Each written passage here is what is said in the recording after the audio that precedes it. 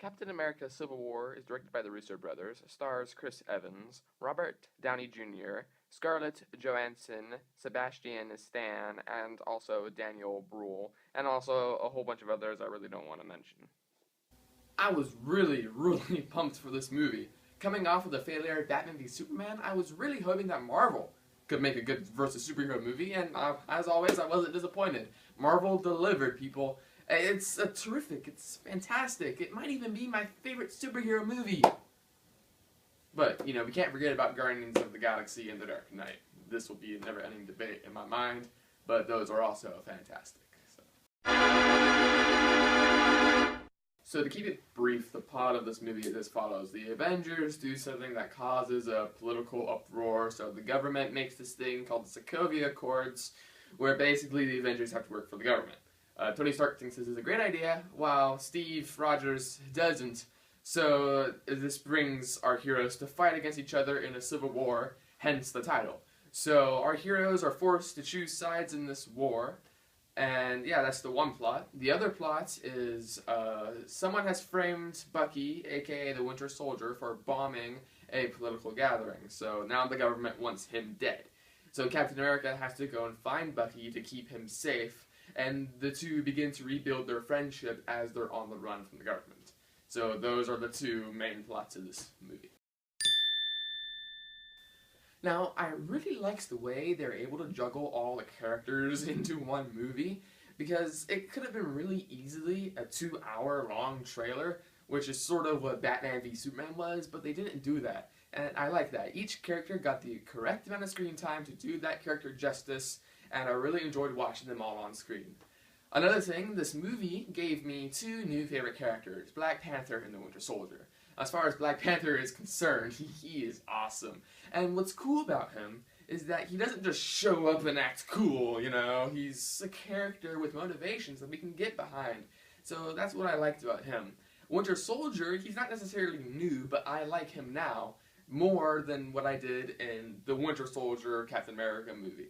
And this is because we finally get to see the effect, the brainwashing, and all the freezing has had on this guy. I felt sorry for him in this movie. I wanted Bucky to make it out of this movie alive because I felt sympathy for this guy.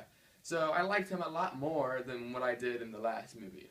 Now, Spider-Man, he's great. If you've seen the Ultimate Spider-Man TV show, that's sort of what this Spider-Man is like. It was great to see his personality bouncing off of the personalities of the characters that we've come to know and love.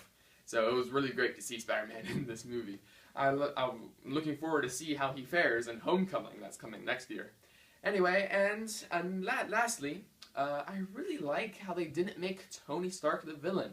He so easily could have done that, but they didn't. He is a character with flaws, but, you know, he's fighting for what he believes is right. So I felt sympathy for him when I heard that Pepper dumped him, and when Zemo reveals how his parents died. It so easily could have made Iron Man the bad guy, but they didn't. They didn't show that his decision with setting up the government as wrong. They didn't show anything that he was doing as wrong.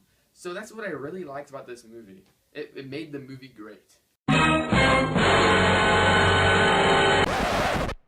Now, the only thing I really have to say I think is bad about this movie is the villain. Now, villains have never really been a strong point for Marvel. For most of this movie, Zemo is just a plot device, which basically means he's just there to get things going and to move the plot along. And that's what most Marvel villains are like these days. But later, when he reveals the Winter Soldier killed Tony's parents, and then when he reveals his motivations for trying to tear the Avengers apart, then I was like, oh, and I can get behind him and, you know, sorta root for him after I heard his backstory. Because I think if we knew that earlier on, then we would have been sorta rooting for this guy for most of this movie, and that's what a villain that you could root for is a good villain, in my opinion. So if we knew Zemo's backstory earlier on, he would have been a better villain throughout most of this movie. So that's in my opinion, he would have been.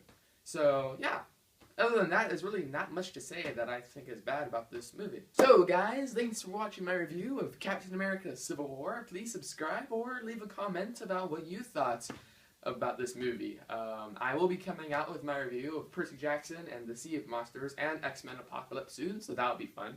In the meantime, if you want, you can check out my review of Percy Jackson and the Lightning Thief and the Peanuts movie.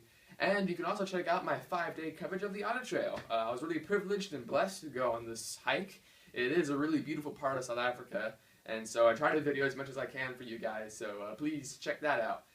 So thanks for watching, guys. Bye.